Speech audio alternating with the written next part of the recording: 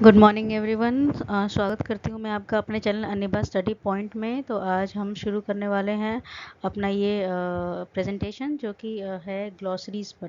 Glossary जो कि जैसे कि हम केमिस्ट्री पढ़ते हैं तो केमिस्ट्री में 6 से लेकर 12 तक जो भी इंपॉर्टेंट वर्ड्स आते हैं या जो भी बेसिक वर्ड्स होते हैं जिसे समझकर हमें पूरे कंसेप्ट को समझना होता है, हम उन वर्ड्स की एक लिस्ट लेके आए हैं। ठीक है, और इसके मैं 2 पार्ट्स आपके सामने लेकर आऊँगी, 2 या 3 से ज़्यादा पार्ट्स जो हो सके। तो ये पहला पार्ट है, तो चलिए शुरू कर रहे हैं। पहला पॉइंट, एब्जॉर्बेंट। एब्जॉर्बेंट क्या होता है? एनीथिंग, कोई भी चीज़ जिसके अंदर पावर है एब्जॉर्ब करने की, किसी चीज़ को सोखने की, उसको हम एब्जॉर्बेंट बोलते हैं। ठीक है, अब है एब्जॉर्प्शन। ये प्रोसेस होता है जिसमें जो गैस होती है ये उसको लिक्विड और सॉलिड एब्जॉर्ब कर लेते हैं, और जो लिक्विड होता है उसे सॉलिड एब्जॉर्ब कर लेता है। तो ये एक बल्क फिनोमेना होता है। ठीक है, अब है एडजॉर्प्शन।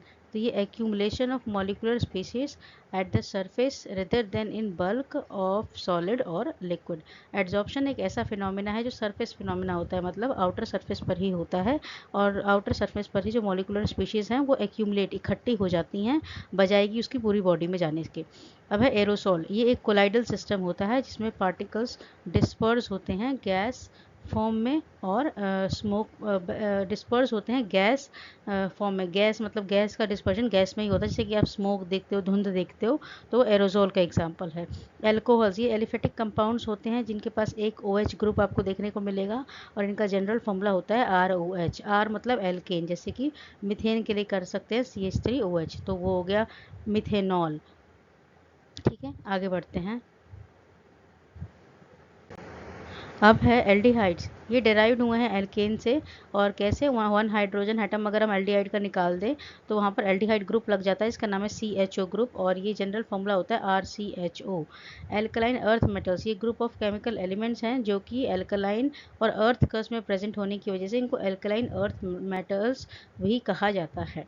ठीक है, और ये ग्रुप सेकंड में आते हैं। एल्कलाई मेटल्स, ये ग्रुप फर्स्ट है। A group of element that react with water to form, ये वाटर के साथ रिएक्ट करके एल्कलाइज बनाते हैं, और ये ग्रुप फर्स्ट में पाए जाते हैं पीरियोडिक टेबल के, जैसे कि lithium, sodium, potassium, rubidium, caesium और फ्रेंसियम। ये फर्स्ट ग्रुप के एलिमेंट्स हैं। एल्केन्स, ये सिंपल हाइड्रोकार्बन्स होते हैं। हाइड्रोकार्बन मतलब वो एलिमेंट जो हाइड्रोजन और कार्बन को जोड़कर बनाए जाते हैं, वो हाइड्रोकार्बन है।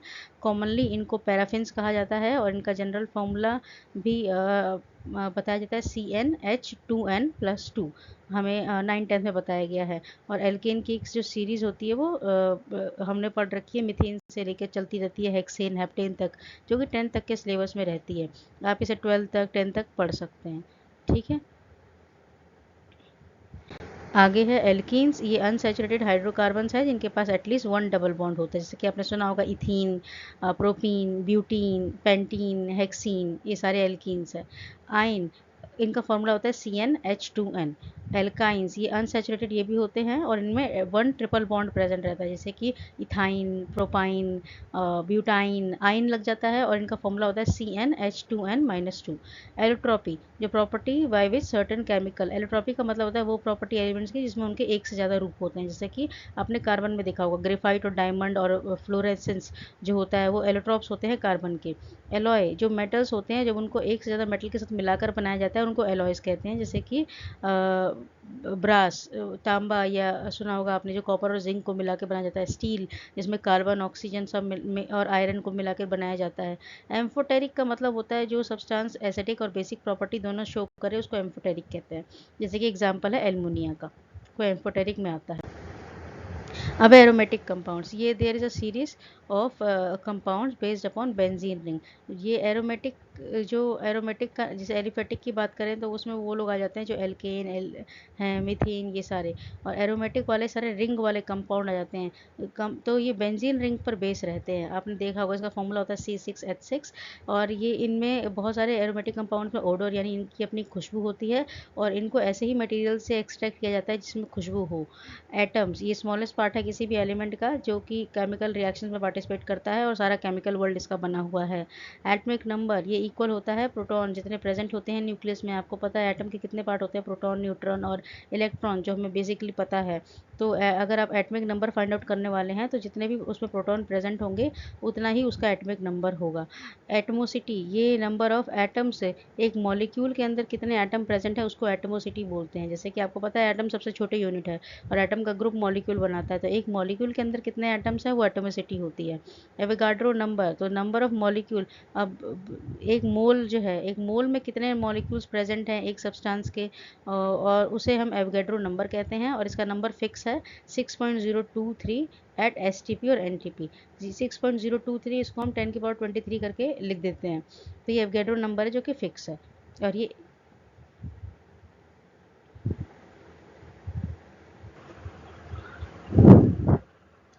तो चलिए अब शुरू कर रहे हैं। एरोमेटिक कंपाउंड्स के बारे में बात कर रहे थे। वो कंपाउंड्स होते हैं जो बेंजीन रिंग जैसे बेंजीन रिंग से बने होते हैं या इन पर बेस होते हैं और इनका स्ट्रक्चर होता है और इनमें ओडर होता है और इनको ऐसे कंपाउंड से निकाला जाता है जो ओडर देते हों।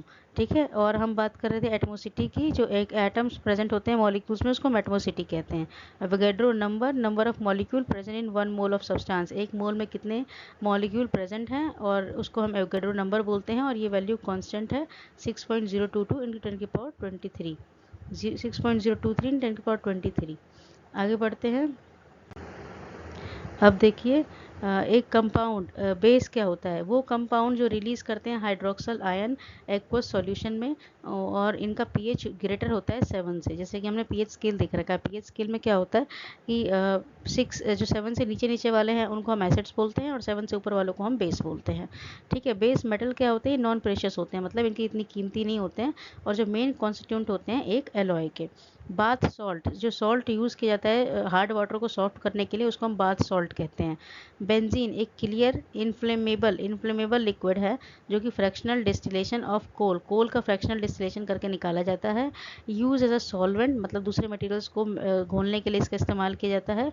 और कार्सिनोजेनिक प्रॉपर्टीज़ होती हैं। कार्सिनोजेनिक प्रॉपर्टीज़ का मतलब कैंसर कॉजिंग प्रॉपर्टीज़ भी इसके अंदर होती हैं। बायोमोलिक्यूल्स, ये मॉलिक्यूल्स जो बहुत कॉम्प्लेक्स नेचर के होते हैं जो कि लिविंग सिस्टम में प्रेजेंट हैं, जैसे कि कार्बोहाइड्रेट सुना है हमने, प्रोटीन सुना है, फैट सुना है, ये सारे बायोमोलिक्यूल्स हैं। ब्लीचिंग, ये decolourisation of bye means, decolourisation का मतलब कई बार किसी कपड़े पे कलर वलर लग गया, ये गंदा हो गया कपड़ा, तो उसका उस पर वो दाग हटाने के लिए ब्लीचिंग की जाती है और कपड़े पर कलर चढ़ाने के लिए भी इसका इस्तेमाल किया जाता है।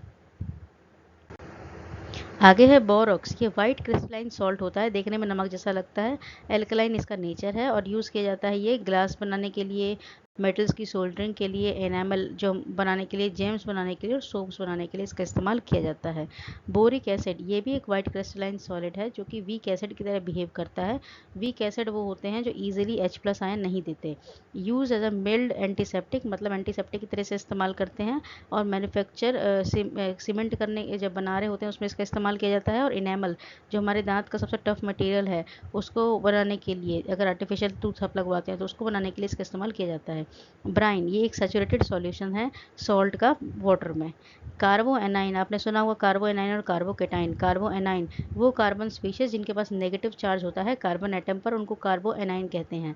और कार्बोकेटाइन वो जिनके पास पॉजिटिव चार्ज होता है और सेक्सटेट ऑफ इलेक्ट्रॉन होते हैं। कार्बोलिक एसिड, जो फिनॉल्स होते हैं उन्हीं को कार्बोलिक एसिड कहा जाता है। फिनॉल कैसे दिखते हैं, अगर बेंजीन रिंग पर मैं OH ग्रुप लगा दूं तो उसे फिनॉल कहेंगे और फिनॉल को ही कार्बोलिक एसिड बोला जाता है। आगे है कार्बन डेटिंग। तो कार्बन डेटिंग बहुत फेमस है साइंस में। एक ऐसा मेथड होता है जिससे किसी भी चीज़ की एज का पता लगाया जा सकता है। फॉर एग्जांपल जो पुराने पेड़ पौधे मिले हैं हमें, या डायनासोर के फॉसिल मिले हैं, या किसी भी लिविंग ऑर्गेनिज्म के फॉसिल मिले हैं, तो अगर हमें पता करना हो कि वो कितने साल पुराने हैं उसके लिए कार्बन डेटिंग का इस्तेमाल किया जाता है। ठीक है, इसमें C14 आइसोटोप का इस्तेमाल किया जाता है। कार्बोनाइल ग्रुप, जो एल्डिहाइड्स होते हैं और कीटोन्स होते हैं उनको जॉइंटली कार्बोनाइल ग्रुप कहा जाता है। एल्डिहाइड का आपको पता है इसका फंक्शनल ग्रुप होता है CHO और कीटोन का C डबल बॉन्ड O होता है, या CO कह सकते हो। कैटालिसिस, ये एक प्रोसेस होता है जिस केमिकल रिएक्शन को अल्टर किया जाता है। अल्टर का मतलब केमिकल रिएक्शन में चेंजेस लाए जा सकते हैं, या तो उसकी स्पीड बढ़ जाती है या घट जाती है। कैटलिस्ट, ये चीज़ें होती हैं जो रेट ऑफ रिएक्शन को चेंज कर देती हैं जब भी ये केमिकल रिएक्शन में घुसती हैं।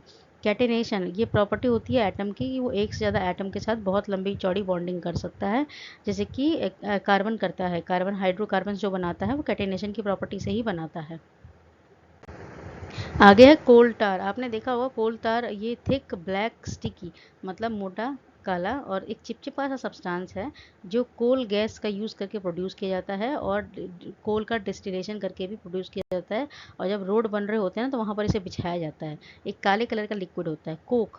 ये लाइट टाइप ऑफ कोल है, मतलब कोल का सबसे हल्का रूप, जिसमें कोल को हीट करके एयर की प्रेजेंस में इसे बनाया जाता है।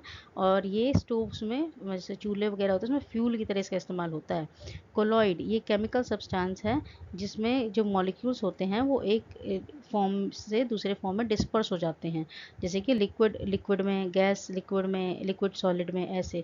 तो उनको हम कोलॉइड बोल देते हैं। और सबकी डिफरेंट प्रॉपर्टीज़ होती है ट्रू सॉल्यूशन के मुकाबले, क्योंकि ये सारे हेट्रोजेनस नेचर के हो जाते हैं। कोऑर्डिनेट बॉन्ड एक ऐसा बॉन्ड जिसमें अनइक्वल शेयरिंग होती है, एक ने ज़्यादा इलेक्ट्रॉन दे दिए हैं, दूसरे ने कम दिए हैं, या एक ने ज़्यादा ले लिए हैं, दूसरे ने कम लिए हैं। तो ऐसा जो बॉन्ड बनता है उसे हम बोलते हैं कोऑर्डिनेट बॉन्ड। अब है डी हेलोजिनेशन। जहाँ पर भी डी वर्ड आए समझ जाइएगा डी का मतलब होता है रिमूवल।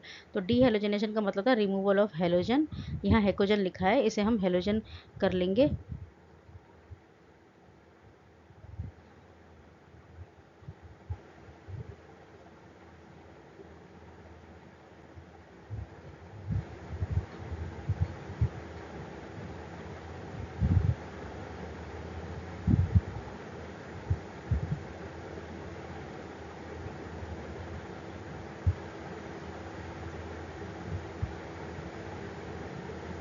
ये हेलोजन है, ये सही से नहीं हुआ है। बस ये आपको बताना था कि आपको के की जगह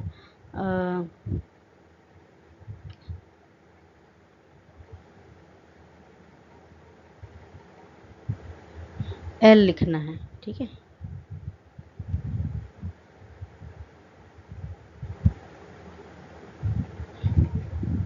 चलिए आगे बढ़ते हैं। डिहाइड्रेशन। डिहाइड्रेशन का मतलब होता है रिमूवल ऑफ वाटर, वाटर को निकाल देना डिहाइड्रेशन कहलाता है। डीसैलिनाइजेशन, इसका मतलब होता है जैसे सॉल्ट वाटर लिया है आपने, समुद्र का पानी, उसमें से आप सॉल्ट निकाल रहे हैं तो वो हो गया डीसैलिनाइजेशन। डायगोनल रिलेशनशिप, ये बहुत आता है पीरियोडिक टेबल में। डायगोनल रिलेशनशिप इसका मतलब होता है एक जो ग्रुप है उसका जो एलिमेंट्स हैं उनका जो दूसरे ग्रुप हैं उनकी प्रॉपर्टीज़ आपस में सिमिलर हो जाती हैं। फर्स्ट ग्रुप की सेकंड ग्रुप के किसी एलिमेंट से प्रॉपर्टी मैच करती है, जैसे लिथियम का बेरिलियम से करता है, और सेकंड एलिमेंट में आप जाएंगे तो जैसे मैग्नीशियम का एल्युमिनियम से कर जाता है, तो इसको डायगोनल रिलेशनशिप कहते हैं। डायमैग्नेटिज्म, ये वो लोग दिखाते हैं, या वो सब्सटेंस दिखाते हैं जिनके इलेक्ट्रॉन्स ऑर्बिटल्स में पेयर नहीं होते, अनपेयर्ड होते हैं, और ये मैग्नेटिक फील्ड को रिपेल कर रहे होते हैं, उसकी तरफ अट्रैक्ट नहीं होते। तो ऐसे सब्सटेंस को डायमैग्नेटिक या डायमैग्नेटिज्म इस प्रोसेस को कहा जाता है। इसका उल्टा होता है paramagnetism. Diffusion, general transport of matter, यहाँ पर मॉलिक्यूल्स और आयंस को नॉर्मल थर्मल टेम्परेचर के में, मतलब एक एक कंसंट्रेशन से दूसरे कंसंट्रेशन में ट्रांसफ़र किया जाता है। डाइल्यूट सॉल्यूशन का मतलब होता है कोई भी सॉल्यूशन जिसमें सॉल्यूट की मात्रा तो बहुत कम होगी लेकिन सॉल्वेंट बहुत ज़्यादा होगा। जैसे कि पानी में हमने चीनी मिला दिया 1 चम्मच, तो पानी तो ज़्यादा है और चीनी बहुत कम है, तो ऐसे सॉल्यूशन को डाइल्यूट बोलते हैं। डिस्टिलेशन, ये प्रोसेस होता है जिसमें इवेपोरेशन मतलब और कंडेंसेशन दोनों साथ में किया जाता है, उसी को हम डिस्टिलेशन बोलते हैं। और ये लिक्विड को प्योरीफाई करने के लिए लगातार किया जाता है। डबल सॉल्ट क्या होते हैं? वो कंपाउंड जो 2 सॉल्ट को मिलाकर बनाए जाते हैं क्रिस्टलाइजेशन प्रोसेस के थ्रू, उसको हम डबल सॉल्ट बोलते हैं। इलेक्ट्रोलिसिस, वो फिनोमेना जिसमें डिकम्पोजिशन किया जाता है, इलेक्ट्रिसिटी को पास करके किसी भी कंपाउंड का डिकम्पोजिशन करने का मतलब उसे टुकड़ों में तोड़ देना कहलाता है इलेक्ट्रोलिसिस। इलेक्ट्रोलाइट, जो आयनिक कंपाउंड जब टूटते हैं और आयंस में डिसोसिएट हो जाते हैं वो होते हैं इलेक्ट्रोलाइट। इलेक्ट्रॉन एफिनिटी का मतलब होता है जो एनर्जी रिलीज़ हो रही है या एब्जॉर्ब हो रही है न्यूट्रल एटम्स की गैस स्टेट में, जब वो इलेक्ट्रॉन को एक्सेप्ट करते हैं या रिलीज़ कर रहे होते हैं, उसको इलेक्ट्रॉन एफिनिटी कह देते हैं। इलेक्ट्रोनेगेटिविटी, ये मेजर करता है कि एक जो एटम है वो कितनी एबिलिटी से किसी इलेक्ट्रॉन को अपनी तरफ अट्रैक्ट कर सकता है ताकि वो कोवलेंट बॉन्ड बना सके, उसको हम इलेक्ट्रोनेगेटिविटी बोल देते हैं। ठीक है, तो आई होप आपको समझ में आया हो। Thank you. पसंद आए तो लाइक शेयर एंड सब्सक्राइब करें। All the best.